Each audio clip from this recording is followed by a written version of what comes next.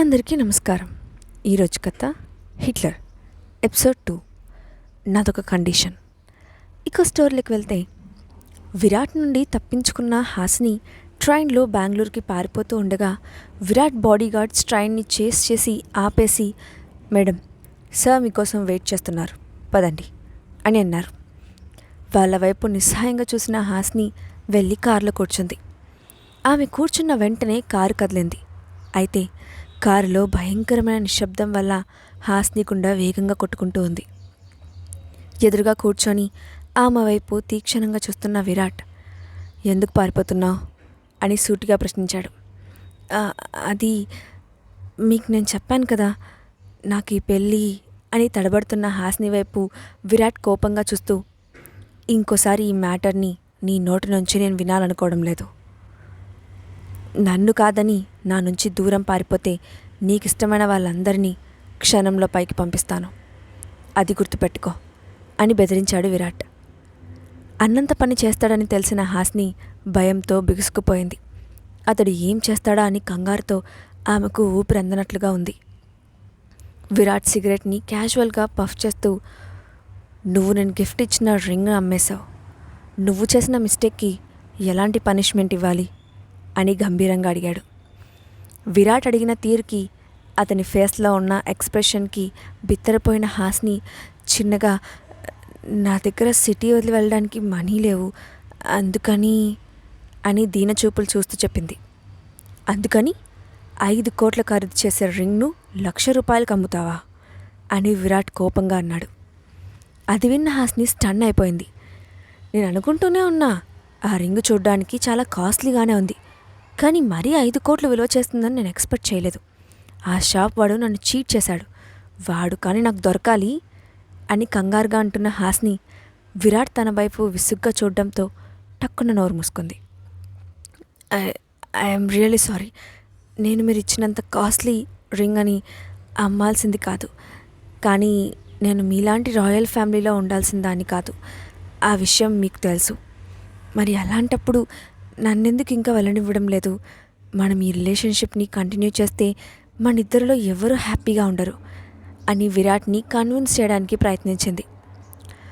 నువ్వు నా నుంచి ఎంత పారిపోవాలనుకుంటే నాకు నీ మీద ఇంకా ఇంట్రెస్ట్ పెరుగుతూ ఉంది అంటున్న విరాట్ ఫేస్లోని మిస్టీరియస్ మైండ్ని చూసి హాసినికి వెన్నులో వణుకు వచ్చింది. చేతిలోని సిగరెట్ని పక్కనున్న ఆస్ట్రేలో ఆపివేసి తన వైపు భయంగా చూస్తున్న హాసిని చేతికి డైమండ్ రింగ్ని తొడిగి, ఇంకెప్పుడు ఇలాంటి మిస్టేక్ చేయాలనుకోకు, నేను నిన్ను నా నుంచి దూరంగా వెళ్ళనివ్వను, కాబట్టి నా నుంచి తప్పించుకొని పారిపోవాలన్న థాట్ని నీ మనసులో నుంచి తీసేయి అని అన్నాడు విరాట్. తన చేతికి తిరిగి వచ్చిన ఉంగరం వైపు చూసిన హాసినికి ఎందుకో అది చాలా భారంగా అనిపించింది. కారులో సిచ్యువేషన్ ఓ పోలీస్ ఆఫీసర్ బందిపోటును అరెస్ట్ చేసి తీసుకెళ్తున్నట్లుగా ఉంది. అయితే ఇక్కడ ఉన్న ఒకే ఒక్క డిఫరెన్స్, హాసిని చేతికి సంఖ్యలకు బదులు డైమండ్ రింగ్ తొడిగి తీసుకువెళ్తున్నాడు విరాట్. తన పరిస్థితిని తలుచుకొని హాసిని ఓ నిట్టూర్పు విడిచింది. విరాట్ను కాదని తను ఈ రిలేషన్ నుంచి పారిపోవాలని అన్న విషయం హాసినికి బాగా అర్థమైంది. ఇక్కడి నుంచి దూరంగా వెళ్ళడానికి మంచి అవకాశం దొరికే వరకు నేను సైలెంట్గా ఉండటం బెటర్, లేకపోతే ఏ మూల తప్పినా విరాట్ ఈజీగా కనబడతాడు, అప్పుడు నా పరిస్థితి ఇంకా దారుణంగా మారుతుంది అని హాసిని మనసులో గట్టిగా అనుకుంది. కాసేపు సైలెంట్గా కూర్చున్న తర్వాత హాసిని నెమ్మదిగా విరాట్ వైపు చూస్తూ, ఇక నేను పారిపోవడానికి ట్రై చేయను, నేను రిలేషన్షిప్ని కూడా యాక్సెప్ట్ చేయడానికి ప్రయత్నిస్తాను, కానీ నాదొక చిన్న కండిషన్ అని తడబడుతూ అడిగింది. హాసిని మాటలు విన్న విరాట్ ముక్తసరిగా, ఏంటది అని అడిగాడు. మన ఇద్దరికీ పెళ్లి జరిగిందన్న విషయం మా ఇంట్లో వాళ్ళకి అప్పుడే తెలియడం నాకు ఇష్టం లేదు అని అతడు ఏమంటాడో అన్నట్లుగా చూసింది హాసిని. ఎందుకు అని విరాట్ అడిగాడు. మీకు ఇప్పటికే నా ఫ్యామిలీ గురించి పూర్తిగా తెలిసే ఉంటుంది అంది హాసిని. నేను రీజన్ నీ నోటి నుంచి వినాలి అనుకుంటున్నాను అని విరాట్ అనడంతో, నాకు నా ఫ్యామిలీ మెంబర్స్కి మధ్య రిలేషన్ కాస్త డిఫరెంట్, అంటే మా మధ్య కాస్త ఇబ్బందులు ఉన్నాయి, అందుకని నేను ఇప్పుడే ఈ పెళ్లి విషయం వాళ్ళకి చెప్పాలని అనుకోవడం లేదు అని బదులిచ్చింది హాసిని. చెప్పడానికైతే చెప్పింది, కానీ ఇప్పుడు విరాట్ ఏమంటాడో అని హాస్ని లోపల టెన్షన్ పడుతూనే ఉంది. హాస్ని వైపు కాసేపు దీర్ఘంగా చూసిన విరాట్, ఓకే, నువ్వు చెప్పిన ఈ కండిషన్ నేను యాక్సెప్ట్ చేస్తున్నాను, బట్ నాది కూడా ఒక కండిషన్ ఉంది అని అన్నాడు. వెంటనే ఏంటి అన్నట్లుగా హాస్ని క్వశ్చన్ మార్క్ ఫేస్ పెట్టింది. ఇప్పటి నుంచి నువ్వు ఏ పని చేయాలన్నా ముందుగా నా పర్మిషన్ తీసుకోవాలి, తీసుకొనే చేయాలి అని విరాట్ ఆర్డర్ పాస్ చేశాడు. హిట్లర్ ఆర్డర్ పాస్ చేస్తే ఇంకేం చేస్తాం? అలాగే అన్నట్లుగా హాస్ని తల ఊగడంతో విరాట్ ఈగో సాటిస్ఫై అయింది. తను మాట్లాడాల్సింది పూర్తయిందన్నట్లుగా కామ్గా ల్యాప్టాప్లో ఏదో ఫైల్స్ చెక్ చేస్తూ కూర్చున్నాడు విరాట్. అప్పటి వరకు పడ్డ టెన్షన్కి అలసిపోయిన హాస్ని విండోకి ఆనుకొని బయటకు చూస్తూ తన ఫ్యామిలీ గురించి ఆలోచనలో మునిగిపోయింది. హాస్నికి 2 సంవత్సరాల వయసు ఉన్నప్పుడు సడన్గా ఆమె తల్లి చనిపోయింది. అప్పటి వరకు ఎంతో హ్యాపీగా ఉన్న ఫ్యామిలీ ఒక్కసారిగా తలకిందులైపోయింది. కొన్ని రోజుల తర్వాత ఆమె తండ్రి 2వ పెళ్లి చేసుకున్నాడు. హాస్ని సవతి తల్లికి పెళ్లి జరిగే టైంకి ఆమెకు ఇంచుమించు హాస్ని వయసు కూతురు కూడా ఉంది. పెళ్ళైన టైం నుంచి ఆమె తండ్రి ప్రవర్తన ఊహించని విధంగా మారిపోయింది. తన సొంత కూతురు కాకపోయినా హాస్ని తండ్రి తనకంటే హారతినే ఎక్కువగా అభిమానిస్తూ వచ్చాడు. హారతిని పొగడ్డం, హాస్నిని తిట్టడం తండ్రికి రోజువారీ దినచర్య అయిపోయింది. ఈ రీజన్ కారణంగా హాస్నికి ఆమె తండ్రికి మధ్య దూరం పెరుగుతూ వచ్చింది. క్రమంగా ఇద్దరి మధ్య మాటలు కూడా లేకుండా పోయాయి. ఆలోచనలో మునిగిపోయిన హాస్ని విరాట్ గమనిస్తున్నారు అన్న ఫీలింగ్ కలగడంతో విరాట్ వైపు తిరిగి చూసింది. ఎప్పటి నుంచి చూస్తున్నాడో తెలియదు. విరాట్ మౌనంగా హాస్నిని గమనిస్తూ కూర్చున్నాడు. హాస్ని ఇబ్బందిగా ఫీల్ అవడంతో కాస్త సర్దుకొని కూర్చుంది. నీకు ఈ విషయంలో నా నుంచి ఏదైనా హెల్ప్ కావాలా అని విరాట్ చిన్నగా అడిగాడు. విరాట్ హెల్ప్ కూడా చేస్తాడు అని ఎక్స్పెక్ట్ చేయని హాస్ని కాస్త స్టన్ అయింది. కానీ వెంటనే, వద్దు, నా ఫ్యామిలీ మ్యాటర్స్ నేనే సాల్వ్ చేసుకుంటాను అని సమాధానమిచ్చింది హాస్ని. తన విషయాలు హ్యాండిల్ చేసుకోగలను అనడంతో విరాట్ సైలెంట్గా ఉండిపోయాడు. ఇంతలో ఏదో గుర్తు వచ్చిన హాస్ని, ఇది నా కాలేజ్ ఫైనల్ ఇయర్, ఆఫ్టర్నూన్ కాలేజ్లో చాలా ఇంపార్టెంట్ క్లాసెస్ ఉన్నాయి, వెళ్ళకపోతే ఎగ్జామ్స్కి ఇబ్బంది అవుతుంది, నేను కాలేజ్కి వెళ్ళొచ్చా అని విరాట్ని రిక్వెస్టింగ్గా అడిగింది. ఈ ఊరు వదిలి వెళ్తున్నప్పుడు నీకు కాలేజ్ గుర్తు రాలేదా అని పళ్ళు పటపట కొరుకుతూ అడిగాడు విరాట్. ఆ మాటకి హాస్ని గుండె ఒక్క క్షణం ఆగిపోయింది. ఏం సమాధానం చెప్పాలో తెలియక తల వంచుకుంది. సరే, కాలేజ్కి వెళ్ళు, కానీ ముందు ఇంటికి వెళ్ళి లంచ్ చేసిన తర్వాత వెళ్ళు అని అన్నాడు. తనకు ఆకలిగా లేకపోయినా ఇప్పుడు విరాట్తో వాదించే ఓపిక లేక హాస్ని సైలెంట్గా ఉండిపోయింది. కాసేపటికి కారు విరాట్ బంగ్లా ముందు ఆగింది. విరాట్తో కలిసి లోపలికి వచ్చిన హాస్ని అప్పటికే వారిద్దరి కోసం 5 స్టార్ హోటల్ బఫ్ రేంజ్లో అరేంజ్ చేసి ఉన్న లంచ్ టేబుల్ వైపు చూసి ఆశ్చర్యపోయింది హాస్ని. మేడం ప్లీజ్ ఇక్కడ కూర్చోండి అని సర్వెంట్ ఎంతో మర్యాదగా హాస్నికి చైర్ చూపిస్తూ ఉంది. విరాట్ పక్కకు వెళ్ళి కూర్చున్న హాస్నికి సర్వెంట్ అన్నీ కొసరు అడ్డిస్తూ ఉంది. హాస్నికి ఇది కాస్త ఇబ్బందిగా అనిపించింది. నన్ను ఊరికే మేడం అని పిలవద్దు, నా పేరు హాస్ని, నన్ను అలా పిలిస్తేనే నాకు ఇష్టం, మేడం అంటే ఏదో వింతగా ఉంది అని సర్వెంట్ వైపు నవ్వుతూ చూస్తూ చెప్పింది. హాస్ని మాటలకు సర్వెంట్ ఎటువంటి రియాక్షన్ ఇవ్వకుండా సైలెంట్గా తల వంచుకొని నిలబడింది. ఇక్కడ రూల్స్ అన్నీ నేను పెట్టినవి, అవి మార్చే రైట్ ఎవ్వరికీ లేదు అని విరాట్ కోపంగా అనడంతో సైలెంట్గా హాస్ని తన లంచ్ ఫినిష్ చేసి పైకి లేచింది. సరే, నేను తినడం పూర్తయింది, ఇక కాలేజ్కి వెళ్ళి రావచ్చా అని అడిగింది హాస్ని. ఓకే వెళ్ళు, కానీ ఒకటి గుర్తుపెట్టుకో, ఈవినింగ్ 6 అయ్యేటప్పటికి నువ్వు ఇంట్లో ఉండాలి, లేకపోతే ఇక లైఫ్లో కాలేజ్కి వెళ్ళే ఛాన్స్ మిస్ అవుతావు అని ఖచ్చితంగా చెప్పాడు విరాట్.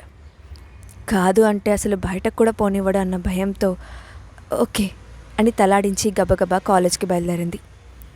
హాస్నిని సీక్రెట్గా బాడీగార్డ్స్ ఫాలో అయ్యారు. కాలేజ్లో హాస్నిని చూడగానే కీర్తి ఆమెను గట్టిగా హక్ చేసుకుంది. డార్లింగ్, లైఫ్లో మళ్ళీ నిన్ను చూస్తానని నేను ఎక్స్పెక్ట్ చేయలేదు, నిన్నటి నుంచి నువ్వు ఏమైపోయావు, మళ్ళీ ఎప్పుడు కనిపిస్తావో అని టెన్షన్తో ఎంత కంగారు పడ్డానో తెలుసా అని అంది. లైఫ్లో ఫ్యామిలీ తనతో ఉన్నా లేకపోయినా అట్లీస్ట్ తన కోసం ఆలోచించే ఫ్రెండ్ అన్నా ఉంది అని ఫీల్ అయిన హాస్నికి కళ్ళల్లో వెంటనే నీళ్లు తిరిగాయి. ఏ ఎందుకు ఏడుస్తున్నావు? ఆ హిట్లర్ నిన్నేమన్నా అన్నాడా అని కీర్తి కంగారుగా అడిగింది. అదేం లేదే అని హాస్ని కన్నీళ్ళు తుడుచుకొని నవ్వుతూ అంది. సరే పద, అసలు ఏం జరిగిందో తెలుసుకోవాలని నిన్నటి నుంచి టెన్షన్ పడుతున్నాను. ఇప్పుడు నువ్వు జరిగిందంతా చెప్తే కానీ నాకు అసలు ప్రశాంతత ఉండదు అని హాస్నిని ఖాళీగా ఉన్న క్లాస్ రూమ్లోకి తీసుకొని వెళ్తూ అంది కీర్తి. హాస్ని చెప్పిందంతా విన్న కీర్తికి ఒక్కసారిగా మైండ్ బ్లాక్ అయిపోయింది. హాస్ని, నాకు ఒక చిన్న డౌట్. మీడియా అంతా మహీకి పెళ్ళి అని అనౌన్స్ చేసినప్పుడు పెళ్లిపీటల మీద విరాట్ ఎందుకున్నాడు? నువ్వు గోడ దూకి వచ్చి పెళ్లి కూతుర్ని కిడ్నాప్ చేసి మరీ ఆ ప్లేస్లోకి వచ్చావని తెలిసి కూడా అతను నిన్నెందుకు పెళ్లి చేసుకున్నాడు? నాకు చాలా కన్ఫ్యూజింగ్గా ఉంది అని అంది కీర్తి. నాకు తెలియదు కీర్తి, ఈ వెధవ ప్రశ్నలు ఆలోచించి నా బ్రెయిన్ ఇప్పటికే డెడ్ అయిపోయింది.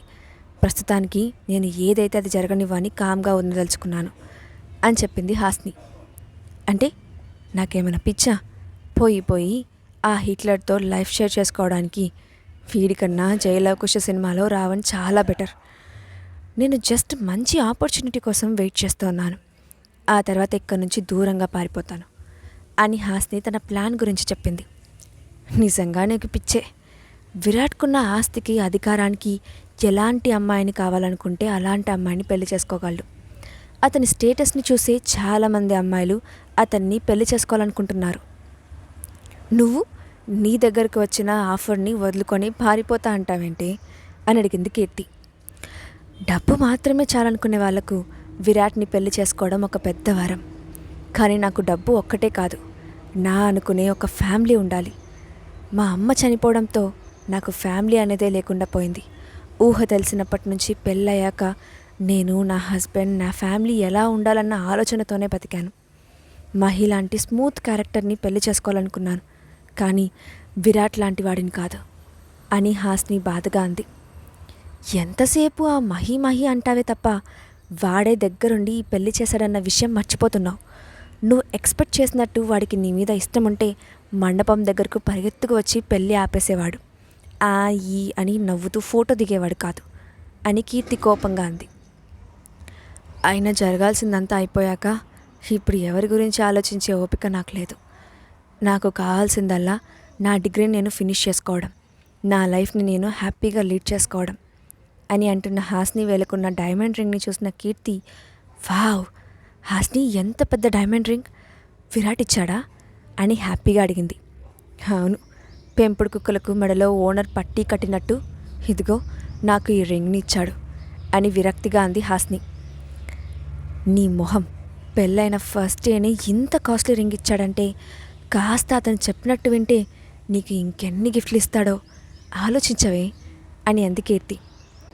నాకు గిఫ్ట్లు వద్దు, ఇంకేమొద్దు. నా జీవితాన్ని నన్ను ప్రశాంతంగా బతకనిస్తే అంతే చాలు. పద, క్లాస్కి టైం అవుతుంది అని చెప్పింది. కాలేజ్ ఫినిష్ అయ్యాక హాస్నికి ఇంటికి వెళ్ళాలన్న ఇంట్రెస్ట్ కలగలేదు. కానీ 6 లోపు ప్యాలెస్కి వెళ్ళకపోతే హిట్లర్ ఏం చేస్తాడో అన్న భయంతో అయిష్టంగానే ఇంటికి బయలుదేరింది. హాల్లోకి ఎంటర్ అయిన హాస్ని అక్కడే కూర్చొని ఉన్న వ్యక్తిని చూసి ఒక్కసారి స్టన్ అయింది. కానీ ఆ వ్యక్తి మాత్రం ఎటువంటి రియాక్షన్ లేకుండా నవ్వుతూ, హాయ్, బాగున్నారా అని ఎంతో క్యాజువల్గా అడిగాడు.